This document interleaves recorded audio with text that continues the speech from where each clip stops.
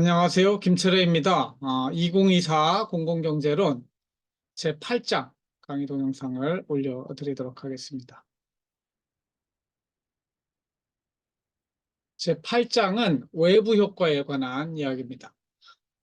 공공경제론에서 중요한 공공재와 외부 효과를 별도의 한 장으로 다루고 있는데 도대체 외부 효과라는 것이 무엇을 의미하는지 한번 살펴보고 이 외부과 관련된 죄인의 딜레마 그리고 오염 총량제, 탄소 배출권 제도 등에 대해서 살펴보도록 하겠습니다. 첫 번째, 외부 효과란 무엇일까요? 시장 경제에서 시장이라는 동그라미가 있으면 이 시장 바깥에 시장은 특징이 뭘까요? 시장에는 공짜가 없어야 돼요. 반드시 교환이 일어날 때 그 가격이라고 하는 대가를 지불해야 되는데 이 가격을 지불하는 시장 바깥에서 일어나는 일, 즉 가격을 지불하지 않는 공짜가 발생하는 그런 영역이 있다. 그런 것들을 경제학자들은 externality, 외부성이라고 이야기를 하고 있습니다. 어떤 개인이나 기업이 재화나 용역을 생산, 소비, 분배하는 과정에서 대가, 이 가격이라고 하는 대가를 주고받지 않은 채로 그 과정에 참여하지 않은 다른 개인이나 기업의 경제활동이나 생활에 이익이나 손해를 주는 것. 이걸 외부 효과라고 해요. 저는 늘 재밌는 주제로 방구를 이야기하는데 여러 사람이 모여 있는데 내가 방구를 빵 꽂어요. 그럼 다른 사람한테 손해를 끼쳤죠. 시장이라면 손해를 끼쳤으면 손해배상, 가격을 지불해야 되는데. 근데 가격을 지불하지 않는 거죠. 이런 것들을 외부 효과, 즉 부정적 외부 효과 또는 외부 불경제 이렇게 이야기해요. 반면에 지나가다가 어떤 사람이 정원을 예쁘게 꾸려놨어요. 그러면은 내가 기분이 굉장히 좋아졌어요. 기분이 좋아졌으면 그만큼의 혜택을 봤으니까 대가를 지불해야 되죠. 근데 대가를 지불하지 않았어요. 이런 것들도 외부 효과. 근데 내가 이익을 봤는데 가격을 안 낸 거는 긍정적 외부 효과 또는 외부 경제. 손해를 봤는데 대가를 지불하지 않는 거는 부정적 외부 효과 또는 외부 불경제. 영어로는 externality라고 이야기해요. 여기에는 negative externality와 positive externality가 있다고 하는 것들을 살펴보시기 바랍니다. 그래서 영어로 보면은 externality라고 하는데 externalities are special case of market failure. 그러니까 시장이 돌아가려면 반드시 그 대가를 지불해야 되고 공짜가 없어야 되는데 대가를 지불하고 있지 않으니까 이거는 마켓 페일리어, 시장 실패다 이렇게 이야기를 하는 거예요. 그래서 여기 네거티브 엑스터널리티가 있고 포지티브 엑스터널리티가 있다. 이런 것들을 한번 살펴보시기 바랍니다. 얘입니다. 얘. 우리가 자주 접할 수 있는 외부 효과는 여기서 나오는 것과 같이 네거티브, 부정적인 외부 효과 또는 외부 불경제라고 할 수 있어요. vehicle pollution, 공해, 손해를 끼쳤는데 대가를 지불하지 않죠. 우리 이제 황사가 봄이면 몰려오잖아요. 중국 놈들이 우리한테 손해를 끼쳤는데 대가를 지불하지 않잖아요. 이거 외부 불경제. 노이즈도 마찬가지죠. 시끄럽게 하는 거. 에어 폴루션도 마찬가지죠. 담배 피는 거. 정말 외부 불경제가 심합니다. 우리 딸이 담배 피는 거 굉장히 싫어해가지고 담배 피지 않는 장소에서는 담배 피지 못하게 해야 되는 남한테 손해를 끼치면서도 전혀 양심의 가책도 받지 않고 대가도 지불하지 않는 이거 경찰이 빨리 적발해가지고 벌금을 부과해야 되는 거죠. 여기서 경찰이 뭐냐? 이게 정부예요. 즉 경찰이 있어야 이 외부 불경제로 인한 시장 실패를 치유할 수 있는 것이죠. gambling addiction, return from tourist, 쓰레기 버리는 거, 그런 거, spillover cost from a best, 비만도 이런 것들도 다 외부의 불경제, 부정적 외부 효과로 이야기할 수 있겠습니다. 그래서 이렇게 부정적 외부 효과가 있을 때는 어떤 특징이냐? 경제학자들이 발견한 건 이거는 개인적으로는 아무 문제가 되지 않아요. 개인적으로는 뭐 자기 좋은 거지. 손해를 끼쳤는데 대가를 지불하지. 그러나 사회 전체적으로는 이렇게 대가를 지불하지 않는 공해 물질은 과잉 생산되는 문제가 있어요. 그래서 over produce라고 하죠. 과잉 생산되는. 이 세상에 필요한 것보다 공해가 과잉 생산되죠. 범죄도 과잉 생산되죠. 사회에서 필요로 하는 것보다 너무 많이, 너무 많이 생산되는 이유가 뭐냐? 대가를 지불하지 않기 때문에. 누군가에게 손해를 끼쳤으면 그 대가를 지불해야 되는데 대가를 지불하지 않기 때문에 과잉 생산되는 문제가 있다. 그래서 결국은 이 과잉 생산되는 만큼 어떻게 돼요? 대가를 지불하게 하는 것이죠.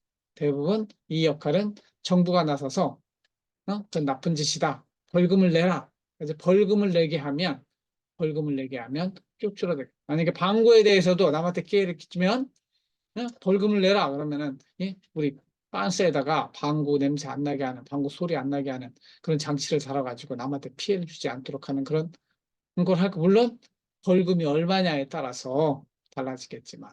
하여튼 이런 역할을 재밌게 그냥 하는 거예요. 이런 역할을 하는 것이 정부의 역할이고 결국 이것은 이 공급 곡선을 이 위쪽으로 올려서 가격을 지불하게 하고 그러니까 지금 이 상태니까 너무 과잉 생산되고 있는 마켓 아웃풋이 사회적으로는 이 수준이 맞으니까 이만큼 뭐예요? 벌금을 내게 가격을 높여줌으로 인해서 적절한 사회적 생산이 이루어지게 하는 것이 정부의 역할이다. 이렇게 이해하시면 될 것 같아요. 반면에 플러스의 외부 효과도 있어요. 플러스. 이 사람은 꿀벌을 치는 사람이고 이 안에 과수원이 있는데 이 사람이 봄이 되면 저 밑에 과수원을 따라서 쭉 올라오면서 이 과수원 옆에다 벌통을 놓으니까 그러니까 공짜로 꿀을 많이 딸 수 있어요. 그럼 대가를 지불하지 않은 거죠. 혜택을 받았습니다. 근데 저번에도 말씀드렸지만 이 과수원이 진짜 공짜로 이 사람한테 모든 혜택을 줬느냐? 그렇지만도 않아요. 나중에 가을에 보니까 이 꿀벌들 때문에 열매가 많이 맺혔어요. 그러면 서로 간에 가격은 지불하지 않았지만 이 과수원은 꿀을 많이 달리게 해준 것이고, 그다음에 이 벌통업자는 양봉업자는 여기에 열매가 많이 달리게. 그러니까 자체적으로 해결된 것이기 때문에 이거는 외부 효과가 아니다. 왜냐하면 대가를 사실상 지불했기 때문에. 그래서 이거 말고 외부 효과로 이야기하는 거는 이제 교육 같은 거를 이야기해요. 그래서 긍정적인 외부 효과. 아까 정원을 만들면 다른 사람한테도 유익한 영향을 미치잖아요. 그리고 교육을 하게 되면은 교육을 우리가 의무 교육을 하는 이유 중에 하나인데 교육을 하게 되면 자신은 교육해서 졸업장 달라고 교육을 하지만 사회 전체적으로는 교육을 많이 시키면 범죄가 없어지고 사회 전체적으로 유익한 영향을 미쳐요. 근데 그거에 대한 대가는 지불하지 않았잖아요.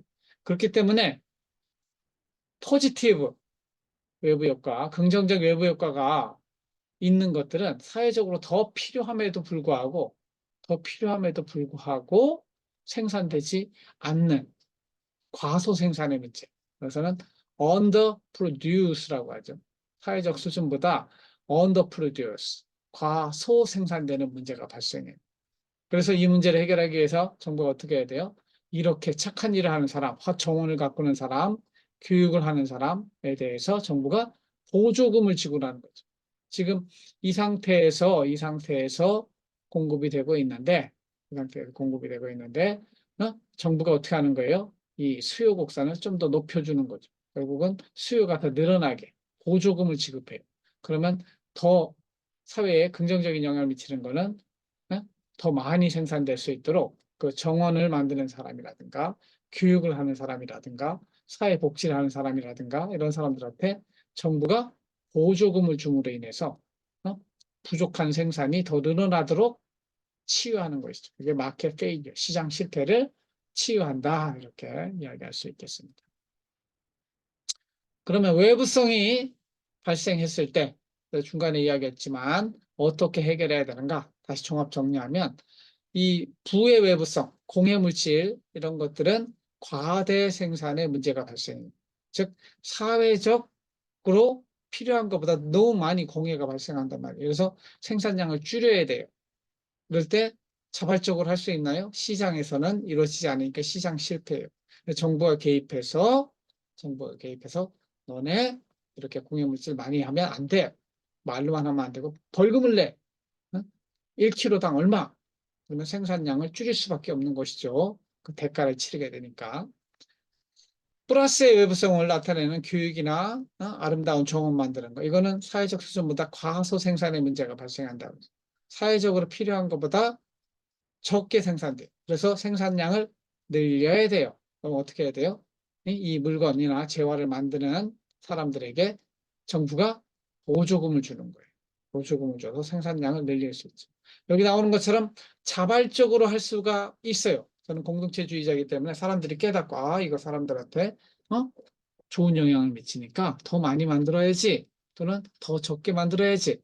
그렇게 자발적으로 할 수도 있지만, 인간은 경제학은 기본적으로 self-interested, 이기적이기 때문에 이쪽으로 나가기가 쉽지 않다는 것이죠. 저는 이타적인 사회, 착한 사람들이 모인 사회에서는 얼마든지 이런 강제력이 아니라 자발적인 협상에 의해서 그런 일들이 이루어진다고 볼 수 있는 것이죠. 그래서 외부성을 영어로는 externality라고 하는데, 이렇게 시장 안에 들어오게 만드는 거예요. 즉 대가를 지불해 주는 거죠. 그에 대해서 대가를 지불하게 하는 거는 internalize. 그래서 외부 효과를 내부화한다. 이런 표현을 쓰고 있어요. 이런 것들도 영어로도 이해를 하시고 나중에 꼭 써먹기 바랍니다. 그래서 internalizing and externality.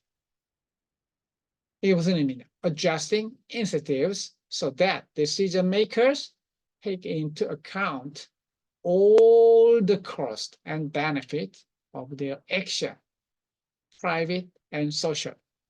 이 사회적 수준에서 생각할 수 있도록 이 의사결정하는 사람에게 모든 코스트와 베네핏, 혜택을 따져보게 만드는 것이 뭐냐? internalize, 내부화시킨다. 즉 대가를 치르게 만드는 것이죠. 그래서 이 대가를 치르게 만드는 방법에는 결국 이제 정부가 개입하게 되는데, direct regulation이요. 공해물질 배출하는 공장에 가서 너 이거 하면 안 돼. 하면 벌금 아니면 감옥에 보낼 거야. 이러는 게 직접 규제라고 하는 거예요. 반면에 그런 직접 규제가 아니라 tax incentive나 market incentive라고 하는 거는 그 부정적인 행위 또는 긍정적인 행위에 대해서 세금을 면제해 준다든가 아니면 보조금을 준다든가 이런 식으로 해서 인센티브, 스스로 할 수 있도록 인센티브를 제공하는 거는 인센티브 팔러스라고 그래요. 물론 맨 밑에 나오는 것처럼 발런터리, 자유롭게 자발적으로 하는 솔루션도 있을 수 있겠죠. 그래서 이 직접적 규제가 좋냐, 간접적인 이런 텍스 인센티브라든가 마켓 인센티브가 좋냐, 이거에 대한 연구를 보면은 직접 규제하려면 그 공장마다 공무원들이 다 가서 지켜보고 있어야 돼요. 그러니까 굉장히 비용이 많이 들죠. 그보다는 이런 인센티브를 통해서 너가 부에 공해 물질을 하고 있다면 공해 물질 발출하는 만큼 너 세금 내야 되니까 줄여. 이렇게 인센티브가 작동하도록 가격 제도라든가 이런 보조금 제도를 운영하는 인센티브 팔러시가 더 효과적이다. 이런 연구가 되어 있습니다. 그 다음에 이거는 피그비안 텍스라고 하는 개념을 여러분들이 다른 글들을 읽을 때 나타나요. 피구라는 사람이 있어요. 피구라는 학자예요. 피구라는 학자가 이런 세금을 부과하면 돼 하고 세금에 대한 아이디어를 낸 거죠. 그래서 수요곡선, 공급곡선이 있다고 그랬을 때 지금 공해물질 네거티브 엑스터널리티가 발생하는 거예요. 그래서 부정적인 외부 효과가 발생하는 공해물질을 배출한다. 그러면 지금 이만큼에서 소비가 되고 있는데 이걸 가지고 어떻게 해야 되는 거예요? 소비가 더 줄어들수록 만들어야 되는 것이죠. 그러기 위해서는 피구비한 텍스를 부과해가지고 이만큼 여기서 나오는 빨간색으로 공급량을 줄어들게 만드는 것이죠. 이렇게 함으로 인해서 실제 사회적으로 필요한 옵티멀한 적절한 수준까지 공해물질을 줄이는 방법. 이것을 피구가 개발했다고 그래가지고 피구비한 텍스, 피구세라고 부른다. 이렇게 이해하시면 될 것 같아요. 그 다음에 포지티브한 경우에는 어떻게 해야 된다 그래서 포지티브한 경우에는 정부가 직접 그걸 만들 수도 있지만 직접 만들어낼 수도 있지만 필요한 교육 같은 거는 공교육, 그 사교육 있잖아요. 공교육 제도를 통해서 교육을 직접 만들어내는 것이죠. 그런 것도 있을 수 있지만 보조금을 줌으로 인해서 사립학교 만들어라. 그러면 니네들 보조금 줄게. 직접 공립학교를 만들 수도 있지만 간접적으로 그 교육 서비스를 하는 사람들한테 보조금을 줌으로 인해서 그 생산량이 늘어나게 만드는 이런 방법도 있다는 것이죠. 그 다음에 외부 효과와 관련해서 죄수의 딜레마 이런 것도 여러분들이 꼭 아셔야 되는데 죄수의 딜레마 또는 프리즈너스 딜레마 이렇게 이야기하는 거는 두 사람이 참가하는 제로섬이 아니라 비제로섬.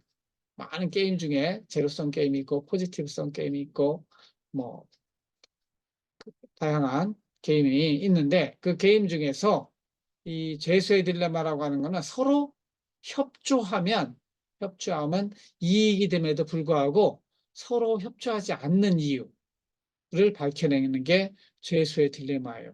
여러분들도 요즘 그 팀 과제 할 때 서로가 협조하면 모두가 이익이 되는데 그렇게 하지 않고 누군가 하나가 빠져나가려고 하는 경우가 있죠. 이렇게 여러분 5명이 예를 들면 팀 조언으로 뭘 한다. 이것도 하나의 게임이죠. 그런데 프리즈너스 딜레마가 담고 있는 거는 뭐냐면 분명히 더 좋은 협조하면 더 좋은 해결책이 있는데도 불구하고 사람들이 협조를 하지 않게 된다. 이거예요. 그래서 이걸 설명하기 위해서 학자들이 이런 아이디어를 내서 프리즈너가 있다. 원래는 프리즈너라기보다는 서스펙, 용의자라고 해야 돼요.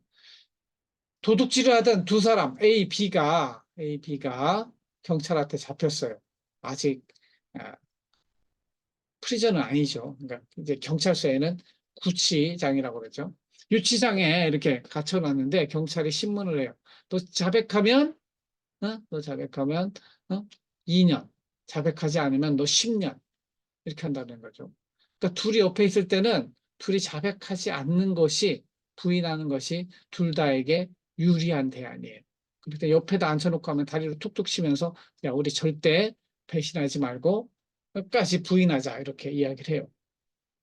그러면 둘 다 무죄 석방하는 좋은 솔루션이 나오겠죠. 반면에 이 사람들을 완전 띄워놓고 독방에 갖다 놓고 너 자백하면 2년인데 자백 안 하면 10년이야. 이렇게 엄포를 놔요. 너 친구는 자백할 건데 뭐 이런 식으로 하게 되면 둘 다 결국은 자백을 하게 된다 이거죠. 그러니까 둘 다 자백하는 거는 사실은 유리한 대안이 아니죠. 둘 다 끝까지 부인하고 무죄 석방할 수 있는 더 좋은 대안이 있음에도 불구하고 둘 다 자백하고 2년 동안 감방살이를 하게 되는 이런 경우. 둘 사이에 뭐가 없어진 거예요? 아까 둘이 옆에 있을 때는 다리를 툭툭 치면서 신뢰가 있는 거예요. 신뢰가 끝까지 있으면, 믿음이 있으면 그 믿음대로 가면 둘 다 윈윈 하는데 이 믿음이 깨져버리면은 결국은 자신에게 저 새끼가 제가 배반하면 어떡하지? 하면서 상대방을 믿지 못하면 더 안 좋은 선택을 하게 되는 이 사회적으로도 마찬가지예요. 우리 정치를 보면은 윤석열이 속한 당, 여당과 이재명이 이끌고 있는 야당 사이에도 늘 서로가 협조하면 국민들이 더 이익을 볼 텐데 협조하지 않고 서로를 믿지 못하기 때문에 맨날 드르렁거리고 반대 의견을 내잖아요. 지금 의사 2,000명 지원하는 것도 마찬가지예요. 의사들하고 정부하고 윤석열하고 잘 협조를 하면 윈윈 게임이 될 수 있는데 결국은 루스 루스 게임이 되는. 그래서 이거를 야, 왜 이렇게 될까? 참 알 수 없는 복잡한 상황을 딜레마라고 그러죠. 그래서 프리즈너스 딜레마라는 표현으로 이걸 쓰게 됐다. 이 게임 이런 걸 다루는 게임 띠어리인데 여러분들 기회가 되면 여기 나오는 것처럼 뷰티풀 마인드라고 하는 소설을 영화가 있어요. 영화를 한번 꼭 보도록 하세요. 그 영화를 보면은 아, 이존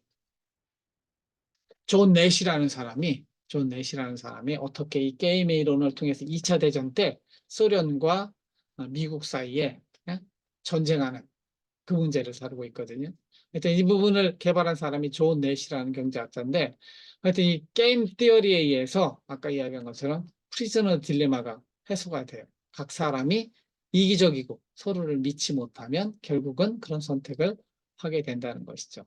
그런데 악설로드라는 사람이 이걸 또 연구를 해봤는데 악설로드의 의견에 따르면 이것이 한 번 게임이면 치고 빠지기, 히트앤드런 하고 요번에 배반하고 대부분 배반하는 쪽으로 가니까 하지만 나중에 복수를 할 수 있다고 생각하면 이거는 이터레이티브 이터레이티드 게임이라고 하는데 이건 반복 게임이에요. 다음에 너 나 배신하면 완전히 그보다 더한 어? 어? 복수를 할 거야. 이런 복수의 기회가 있으면 함부로 배반하지 않더라 하는 이야기를 담고 있는 것이 죄수의 딜레마 이론이 되겠습니다. 그래서 반복 게임은 반복 게임은 반복 게임은 죄수의 딜레마 이론에 따라서 아까 이야기한 이런 루즈 게임으로 가지 않는다 하는 것을 담고 있습니다. 그래서 반복 게임으로 가면은 보복할 예측이 가능하기 때문에 보복할 걸 생각해서 사람들이 다시 합리적인 결정을 하게 된다는 것이죠. 반면에 비반복 게임인 경우에는 사람들이 이기적으로 자신에게 유리한 결정을 하기 때문에 결국은 어떻게 된다는 거예요? 아까 죄인의 딜레마의 현상이 발생한다 이거죠. 정부가 해야 될 일은 이런 죄수의 딜레마 상황 속에서 정부가 해야 될 일은 서로에게 신뢰, 소셜 캐피탈, 사회적 자본이라고 부르는 신뢰를 형성하는 거예요. 그래서 우리 한국 사회는 여당과 야당 사이 신뢰가 없고 지역 간에도 신뢰가 없고 남녀 간에도 신뢰가 없어요. 그래서 이런 통합 정책, 공동체 정책이 꼭 필요한데 이게 없는 상태에서는 우리 사회에서 벌어지는 모든 일들은 재수의 딜레마에 빠질 수밖에 없다. 결국 공익이 실현되지 않는 것이죠. 이런 문제가 죄인의 딜레마에서 나오는 문제입니다. 마지막으로 외부 효과와 관련해서 오염 총량제에 대해서 한번 훑어보도록 하겠습니다. 오염 총량제라고 하는 것은 보통은 수질 오염 총량제로 불리는데 그게 뭐냐면 이 강이 더러워지잖아요. 강 더러워지지 않게 각 지자체별로 할당된 오염 물질 총량을 딱 정해요. 요 이상은 절대 못해. 이상하면 완전히 큰 벌을 내리는 거죠. 그러면은 오염 총량이 정해진 상태에서 적절하게 언제는 많이 낼까, 언제는 적게 낼까 이렇게 만드는 것이죠. 그래서 오염 총량 딱 정해놓고 그 한도 내에서 오염 배출이 이루어질 수 있도록 하는 게 오염 총량제고 이것을 작동 원리는 이거예요. 결국은 오염 퍼밋이 딱 정해져 있어요. 이상은 못해요. 그러면은 어떻게 해야 돼요? 내가 더 오염을 배출하고자 한다면 어디선가 그 배출 권한을 사와야 되는 거예요. 다른 지역에서. 그렇기 때문에 그만큼 가격이 올라가는 효과가 있다. 그래서 여러분들이 여기 나오는 이제 탄소 배출권의 이 오염 배출, 오염 총량제가 전 세계적으로 적용되는 오염 총량제라고 할 수 있어요. 그래서 전 세계적으로 탄소 배출 총량을 정하고 그 안에서 서로 배출할 수 있는 권리를 퍼밋이라고 하는데 퍼밋을 서로 매매할 수 있도록 시장에서 거래할 수 있도록. 그래서 내가 공장을 한다 그러면은 내 공장을 돌린다고 하면은 먼저 사야 돼요. 탄소 배출권을 사가지고 우리 공장에 딱 붙여야 돼. 나는 1년에 100톤 탄소 배출할 수 있는 권한이 있어. 그렇게 되는 거죠. 그게 없으면 공장을 못 돌아가게 만드는 것이 탄소 배출권 제도예요.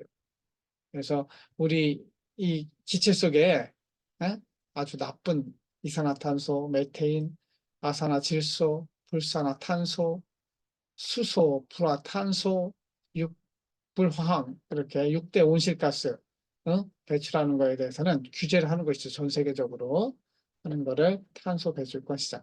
여기 영어로는 카본 트레이드 스킴이라고 이렇게 이야기하죠. 카본이 탄소, 카본 트레이드 스킴 하는 게 돌아가고 있습니다.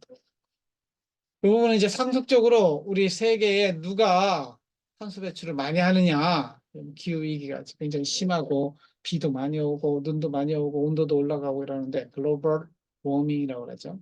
가스 에미션, 그러니까 탄소 배출을 제일 많이 하는 영역은 역시 교통 영역이 제일 많고, 그 다음에 에너지 중에서 화력 발전 쪽이 많고, 그 다음에 산업, 농업, 상업, 뭐 이렇게 주민들이 하는 거 이렇게 해서. 나라별로 보면은 어디가 제일 많을까요? 역시 중국입니다. 중국이 제일 많고 두 번째로 많은 나라는 어디냐면 바로 미국이 되겠어요. 그러니까 중국하고 미국하고 들어와야 되는데 트럼프가 들어가면 트럼프는 저기 안 한다고 그러잖아요. 탄소 배출권 이쪽에 기후협약에 이게 문제란 말이죠. 그래서 이게 중국과 미국이 가장 키, 그 다음에 인도, 러시아, 아, 재팬, 일본, 우리나라도 그래도 상당히 많이 하는 2%에 여기에 사우스 코리아가 들어가 있습니다. 그래서 이 탄소 배출하는 사람들의 탄소 배출을 막기 위해서는 unused permit이라고 하는 거 딱 총량을 정해요. 그걸 에미션 캡이라고 그래요. 캡, 모자를 딱 눌러 쓰듯이 캡을 씌우고 요거 이상은 못하게 하는 것이죠. 그래서 요거 이상 탄소 배출을 못하게 만들고 요 한도 내에서 탄소 배출할 수 있는 권한을 서로 사고 팔 수 있도록 퍼미션을 주는 거예요. 그래서 어떤 사람은 이 퍼미션을 사고 어떤 사람은 팔고 이렇게 함으로 인해서 국제적으로 탄소 총량이 유지될 수 있도록 만드는 것이 탄소 총량제 또는 탄소 배출권 시장이다. 우리나라도 2000년까지 이게 이만큼 한 30억 정도의 일평균 거래대금이 이루어지고 있다. 그리고 이거는 우리나라 탄소 50년까지 탄소 제로로 가자는 것이죠. 더 이상 탄소가 나오지 않도록 친환경으로 에너지를 바꾸자고 하는 계획이 산업부와 환경부에서 나온 2050 탄소 제로 정책이 되겠습니다. 보시고요. 마지막으로 엘리너 오스트롬 여자 경제학자 아니면 행정학자인데 행정학자 중에서 여자로서 최초로 노벨 경제학상을 받은 사람이에요. 이 사람이 이제 외부 효과 이런 것들을 많이 연구했는데 여기 이 사람이 한 이야기를 한번 살펴보겠습니다. There's no reason to believe that bureaucrats and politicians, no matter how well-meaning, are better a solution solving problems than the people on the spot who have the strongest incentive to get the solution right. 여러분이가 해석할 수 있어야 돼요. 아무런 이유도 없다. 뭐라고 믿을 이유가 없다. 뷰로크래트, 공무원이라든가 정치인들이 better, 문제를 해결하는데 better, 더 낫다고 하는 그렇게 믿을 이유가 하나도 없다 이거죠. 누구보다? The people on the spot, 현장에 있는 사람들. 현장에 있는 사람들이 가장 솔루션을 잘 푼다는 얘기예요. No matter, no more than 이렇게 되는 그럼 no better than 구문이니까 실제 그 문제를 가장 잘 해결하는 사람은 on the spot, 이렇게 현장에 있는 사람을 말해요. 현장에 있는 사람이다. 그러니까 결국 그 문제는 누가 해결하는 게 맞아요? 대통령이나 공무원이 해결하는 것이 아니라 국회의원이 해결하는 것이 아니라 그 문제와 관련된 지역 주민이 해결하는 것이 옳다. 이런 이야기를 한 사람이 엘리너 오스트롬이 되겠습니다. 그래서 이렇게 제 8장에 대한 강의 동영상을 마치고 나머지 자세한 내용은 수업 시간에 질의응답으로 진행하도록 하겠습니다. 들어주셔서 감사하고 수업 시간에 만나 뵙도록 하겠습니다.